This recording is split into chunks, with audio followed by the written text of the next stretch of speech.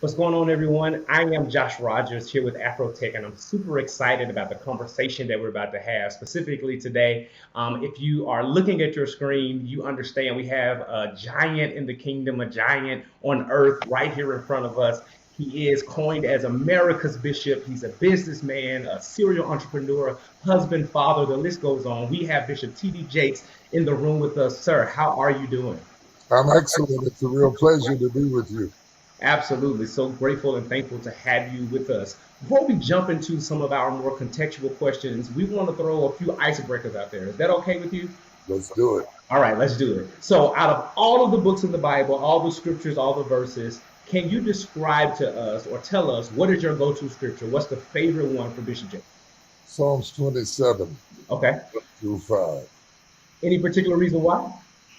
Oh, it's just been all my life, all my saved life. I like it because David talks about the Lord is my light, my salvation. Whom shall I fear? Is the strength of my life. Of whom shall I be afraid? And I love the way that he balances his faith, his theology with his sociology, and Mm. contextualizes it in a way that gives him balance. No, I absolutely love that. I love that. One more that we're going to ask before we jump into some more serious questions. If you could pick one song, gospel or otherwise, that would serve as the soundtrack to your life, what would that song be and why? Celine Dion, I'm everything I am because you love me. Okay. All right. We love Celine over here. So that's an excellent choice. All right. We love to hear that, getting to know the bishop a little bit better. So jumping into our first question officially, what does faith mean to Bishop Jakes? And how have you leveraged that for your business and your personal life? Well, I think that faith is the fuel that enables one to be transported from where they are to what they hope for. Oh, that's good. And that means a lot to me, both spiritually and naturally, Hmm. because in this world that we live in today, most underserved people have to come up by faith in order to get there. And my faith is in God, but you also have to have faith in yourself and in your dream and in your vision and what you hope to accomplish in your own life. That's absolutely critical. And it reminds me of Hebrews 11 and 1, right? That now faith is the substance of things hoped for, the evidence of things not seen. And what's amazing about faith and how it works, particularly in a spiritual context, is that we also understand that faith without works is dead, right? Right. And that there's a certain component of work that we must do to activate that level of faith. So people have strong opinions, right, about faith leaders being in the business side, creating that side of work. How have you dealt with that nuance of navigating what many would consider the sacred and the secular to be successful in both areas? I think that when you start a person's life by how you met them, you misdefine them. So Mm. when people say T.D. Jakes is a preacher, he wasn't always. I'm a person. And so Hmm. when you work from the authenticity of who you are as a person, you can explore all of the things that you have interest in without violating anything that you have interest in. But your core root deals down with your character, your giftings, and what has been warehoused inside of you. Preaching is a part of it, a Hmm. significant part of it. But I wasn't born with a Bible in my hand and a microphone. Right. I was born like everybody else. And I was born and raised by a teacher and an entrepreneur.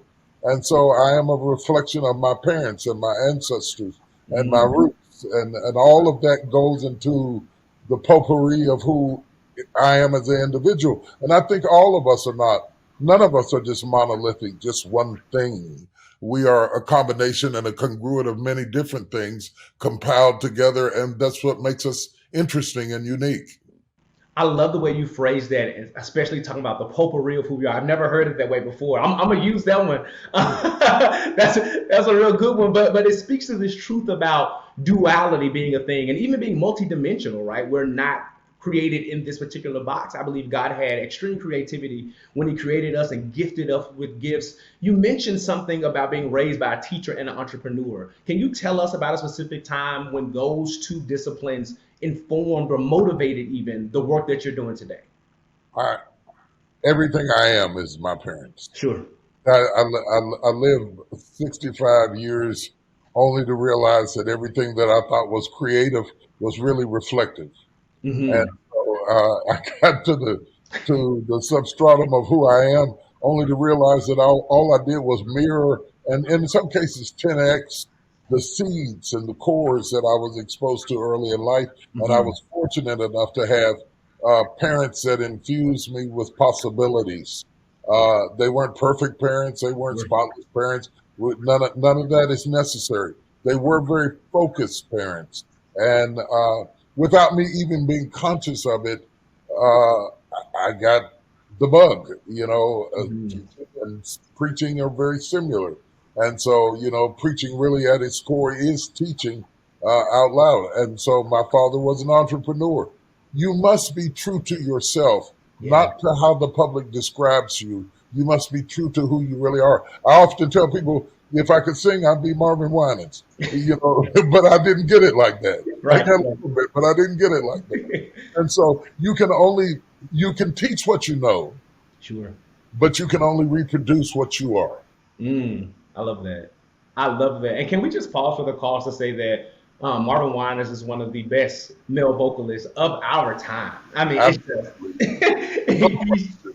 Hands down. No hands question. down. Like there's no argument. There's absolutely no argument there. So I love that perspective about being influenced in that way and kind of seeing those dotted lines that happen naturally, but also have divine impact, right, on what you're doing. How have you modeled that for your own children as we see them approach ministry and entrepreneurship as well? It's so funny. You don't even have to be intentional about it. Just be Mm, authentic. And they're raised in the house with you. They're exposed to your world sure. and your orbit, and then they come up with their own brand and select from the menu of all the things that you did what best fits them. And what I did with my children was to make sure that they did not feel obligated to duplicate me, but they could authentically be themselves. And they have done that. The only thing I want them to be is to be a good person and to be happy, and whatever gives them joy and brings fulfillment into their life is what I want for them.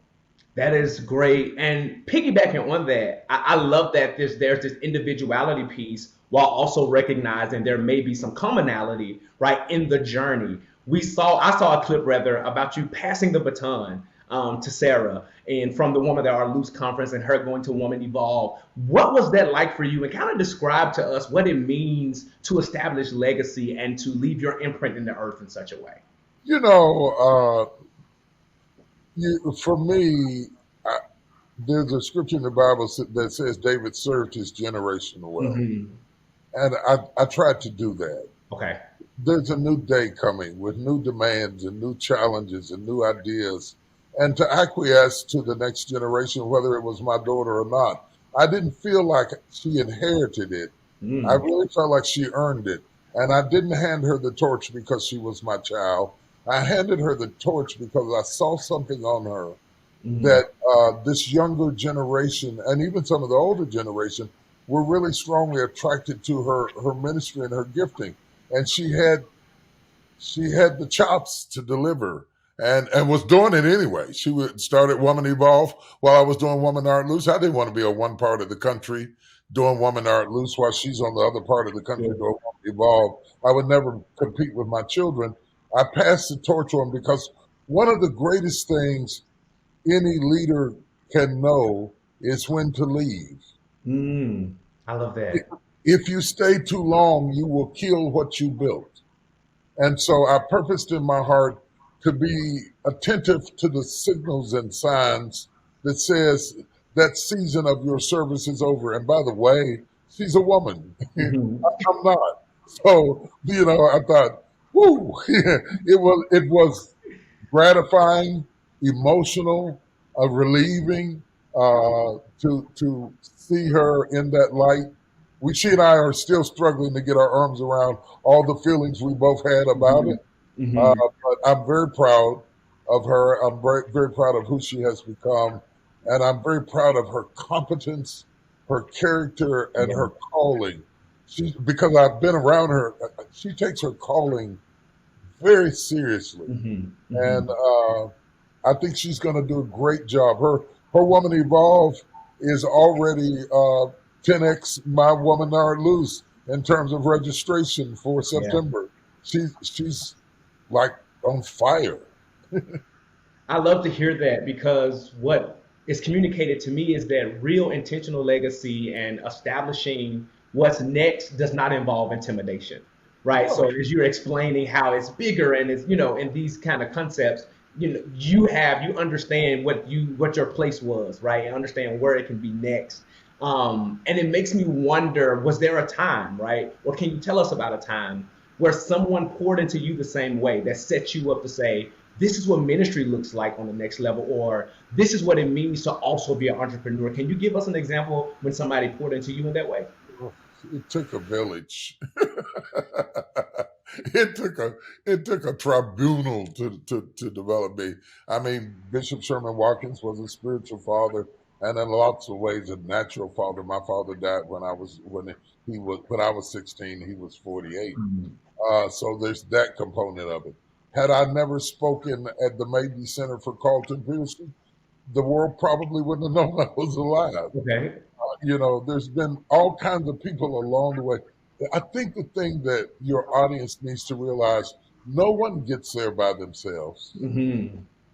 There are many steps to climbing a ladder, and each step is a conduit that supports you on your journey. And that's why relationships are your greatest resource. Manage them well. Don't Hmm. discard people because uh, Oprah loaned me her platform. Hmm. Dr. Phil loaned me his platform. Larry King loaned me his platform. On and on. Don Lemon loaned me his platform.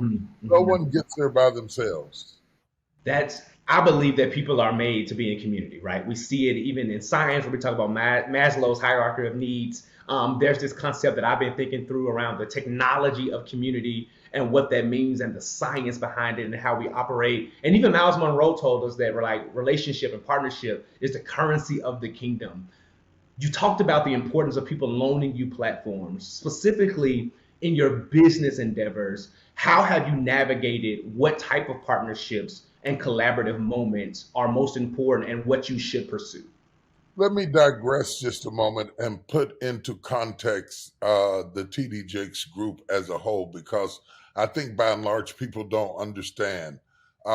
While the Potter's House is a part of it, there's also TD Jakes Foundation. Hmm. The foundation was established because there were services that people needed and things that needed to be accomplished in order for the next generation to go into the 21st century, like Hmm. STEM programs, like job readiness, like financial literacy, that I couldn't teach from the pulpit on Sunday morning. So I had to create an entity that was designed to accomplish that. And TD Jakes Foundation enabled us to do that and to partner with corporations who had similar interests, who Hmm. have no interest in my message, but have great interest in my mission. Yeah. So the TD Jakes Foundation became a coupling conduit whereby we could connect them with people, they could connect the people with job opportunities, capital, information, and resources. Then there's TD Jakes Enterprises, which Okay. is a for profit entity that houses my movies, my books, my mentoring, my coaching, entrepreneurship. All of that is housed over that. A lot of people don't know this. Hmm. TD Jakes Enterprises is older than the Potter's House. I Okay. established it when I was in West Virginia. So one thing didn't cannibalize off the other. And then TD Jakes Real Estate Ventures is what we do in dealing with real estate. Not one house or two houses or three houses or one building. We take down large masses of land, convert them into community for Hmm. mixed income, mixed use, affordable and fair market value housing, so that we can have upward mobility in our communities. Our covenants include things like no payday loans, no liquor stores, no deterrents that would take away from the quality of our living or take away from its safety. We've got senior living available. We're closing food deserts with grocery stores and pharmaceuticals and walking trails to get us healthy and get us moving. And all of that is in the ethos of TD Jakes Real Estate Ventures. We, of course, are closing on the 95 acres of land adjacent to the Tyler Perry Studios, which got a lot Hmm. of press and in Atlanta. But that's not the only endeavor that we're doing. We've Sure. got acreage in Dallas. We've successfully built homes here in Dallas in two different locations. So we've been at this for a while. And together, when you look at the substratum of the faith component through the Potter's House, TD Jakes Enterprise, TD Jakes Foundation, TD Jakes Real Estate Ventures, and also we also have a United Mega Care, which is disaster relief. Okay. We also have the Texas Offenders Reentry Initiative, where over 30,000 formerly incarcerated inmates have gone through that program, getting jobs, getting back into the flow of things, getting out of prison, assimilating back into society. Nobody sees this because all they see is me preaching, because that's the way television is. So they've only seen one dimension of the TD Jakes group. Together, they form a fist that partners with banks, with businesses, with people like AT&T, people like Wells Fargo, people like Bank of America, anybody that we can. We did the Dallas Mavericks. Hmm. We've done Goldman Sachs. We've partnered with Frito Lay. We've done a lot of things with a lot of different entities to connect our community to resources that normally are not available to them. Awesome. So within this entire ecosystem that exists, right? What would you describe? I mean, because you described a lot that's going on, right? And I love the fact that we see while there is and it seems like intentional, but also kind of direct but indirect correlation to the ministry work, the mission, and then the philanthropic and the business. They all work together in this wonderful way. The fist you describe. What would you describe as the secret sauce for you to balance it all and to be successful at all of it at the same time? One thing we had to understand ourselves, and that takes a while, that takes maturity, that we stand at the epicenter of ministry, marketplace, and mission. Ministry, marketplace, and mission. Once we clearly understood that as the focal point and the substratum of who we are, then we begin to work toward it with a different kind of confidence, and to be able to explain the totality of our brand is much more than a man. The secret sauce for me is you are no better than the people you hire. Hiring top quality people is critical. One of the great problems, we're getting ready to do our International Leadership Summit. We are also doing an entrepreneurial camp the day before called Good Soil. And one of the things that we're trying to teach people, 96% of Black entrepreneurs are sole proprietorships with less than 3 employees.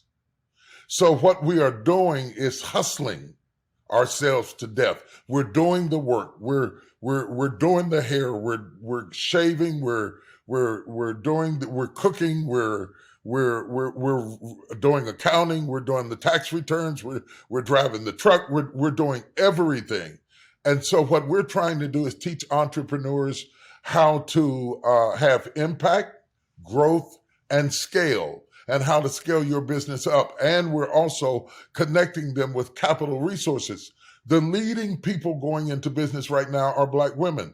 They're going into Black women at rates that we have never seen before.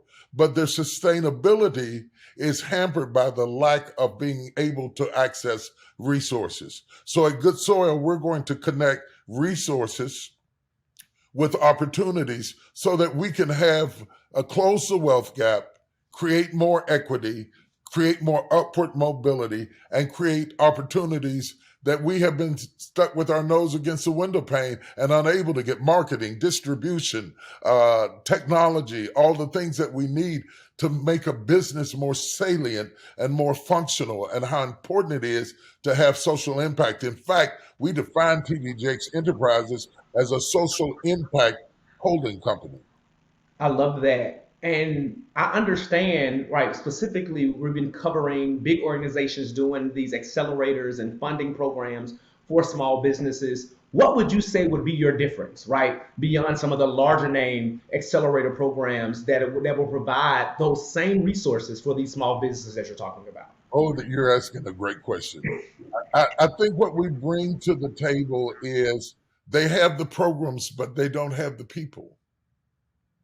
We are a conduit whereby the black business accelerators that are being developed often have trouble getting access to the people and the trust of the people. We do large events, so we're just about almost sold completely out for International Leadership Summit.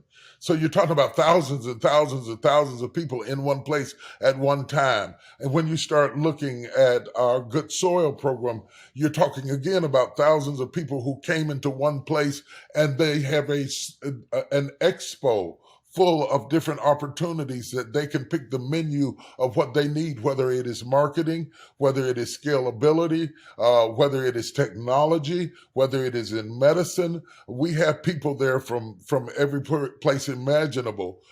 With some of the great leaders and thinkers of our time are going to be there as well. So we have former ambassadors. We have Angela Yee. We've got all of these different type of Hill Harper. We've got all of these different types of people who are there to coalesce around the idea, who look like them, who talk like them, who understand our community. You can have a business accelerator, but the problem that exists right now is a lot of the programs that are designed for us were not designed by us.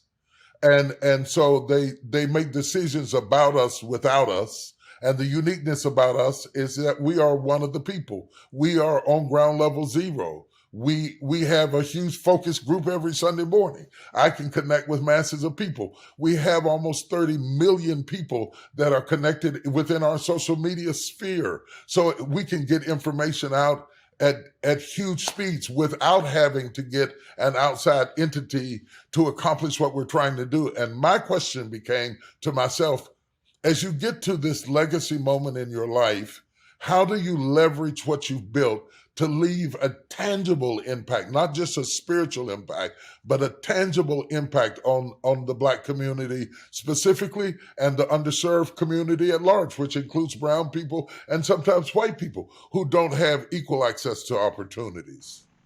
I love that so much. It's a FUBU situation, for us, by us, but open to all, right? And so expanding that access and making sure that it's in arm's reach. It's actually tangible and not like this mystic concept that they can never tap into. And I love that, talking about the impact that's not just spiritual, right? Because even if we look at Jesus's life, I consider myself a culturalist, but looking at Jesus's life, we see how he ingrained himself in culture, right? And a lot of his work was community development and community engagement in such a way that he brought together these communities of people and provided resources that they could actually reach beyond the law and the systems, right, that were in place to keep them from those resources. So I absolutely love that. Go ahead. You make me want to hire you because you get it. Jesus didn't say go into all the church. He said, go into all the world. And to have an impact on our society, anytime you're sitting in a church and people are praying for a house and praying for a car and calling that a miracle, that's a problem, because that doesn't require a move of God. If you get a 700 or above a credit score, we can make this happen. This is not a divine occurrence. A divine occurrence is parting the Red Sea, lengthening a leg, disappearing cancerous tumors. Let's ask God for stuff that only God can do. But let's not think that things that are within our reach require divine intervention in order to accomplish. It speaks to how far removed we are from the opportunities. The projections for the future have frightened me as it relates to the median income projected for Blacks by 2050 is at zero. The average Black family makes so much less than the average white family that there isn't upward mobility, which increases crime, frustration, Black on Black crime, poor health. It's why there was so much death during COVID. We don't have access to health care. We don't have access to green spaces, healthy spaces. Everything toxic is built by our communities. We have early deaths, pregnancies that are terminated through death because they don't have prenatal care. There's all of those things. Those things are solvable. And so because I live and interact both in the corporate world and the church world and the entertainment world, that's a unique position to be in. And I feel responsible to do something before I leave this world that is a bridge builder between all of these conduits, between all of these powerhouses for the betterment of people who are underserved. Mm-hmm. It's building that beloved community, right? That Right. even Dr. King spoke about, and how we can cross connect in certain ways. And so you talked about the Good Soil program. How do you identify what is good soil? What's good to invest in? How do you not cast your pearls before the swine? I think that we are some of the most talented people on the planet. So if talent would do it, we would be there. People say passion will do it. Who's more passionate than Black people? We're passionate about everything. Passion will not get us there. We don't have the process, the protocols, and the finances that are necessary to create a strategic alignment that enables us to get there. Good soil has coalesced. That is good soil. We are good seed. When we place good seed in bad soil, we get poor results. Bad soil is no credit. Bad soil is lack of access to credit. Bad soil is not having access to marketing. Bad soil is not being able to get our products on the shelves of big box stores. Bad soil is having to aggregate all of our resources, do everything ourselves, sell everything. And by the way, when inflation goes up, you and all of your work is done with your own two hands. Your two hands just keep moving faster and faster, but you're a limited resource. So we burn out. And then when we burn out, we get emotional problems, psychological problems, stressed out, marriages imploding, child abuse, frustration, substance abuse. All of this can be minimized, maybe not eradicated, but minimized by opening the door and letting the fresh air of opportunities to come in. And that is what good soil is all about. Our people have good seed, but they don't have good soil. That is so good, and you're giving me the Bible study that I didn't have yesterday, and this is this is really really really good. So you talk about this ecosystem, right? Well, I want to go back there for a second, and all the things that is happening, and we understand that in business, life, or otherwise, that there is not. There will be a moment in time where things don't go as smoothly as we want them to go. So when things are out of sorts, so to speak, how do you recenter? What we plan to do with the entrepreneurs, we're onboarding them into a system, a technological system that enables us to continue to walk them through the process, creating a network for them to share problems with each other, and also doing seminars and sessions on an ongoing basis. So this is not a one-off event. We're going to do events in different cities, and we're going to tie them into an ecosystem technologically that enables them to say, how do I handle my taxes? What are the best ways to pay my taxes? How do I handle my FICA? How do I handle my resources in such? What do I invest in? How do I when should I use equity as opposed to credit? Those sorts of things that come up. Should my corporation be a C corporation, an S corporation, a LLP, or a LLC?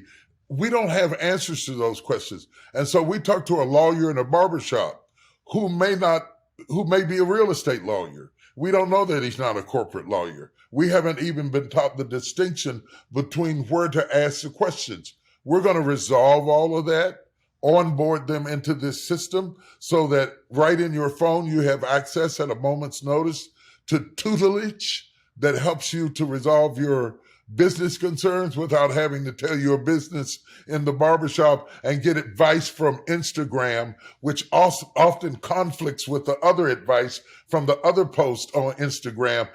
Anybody who posts something on Instagram, that doesn't necessarily make them an expert on what they're posting about. And so we want to put credentialed, successful, proven, vetted people at a fingertip touch so that you can have reliable information. Our problem in our community, we don't get reliable information. We get fake news, and then we make bad decisions because you are no better than the information that is available to you. That is so good. That's just dependency on what I call LLC Twitter, right? Where we see something and we just tap into it because it sounds good, but it may not be the best information or even accurate, right? In that accord. And what I'm loving that I'm hearing is that throughout all of the ventures that you have, this entire ecosystem, you're identifying these margins and you're filling the gaps, right? Absolutely. Resource. And it doesn't mean that that filling those gaps starts with you. It is that collaboration. It is the identification of others, stakeholders, right, who have the subject matter expertise to take these programs and these businesses forward to meet those specific needs. When we talk about identifying those margins, though, I think it is hard pressed for us not to describe the turmoil, right, that we see within our nation.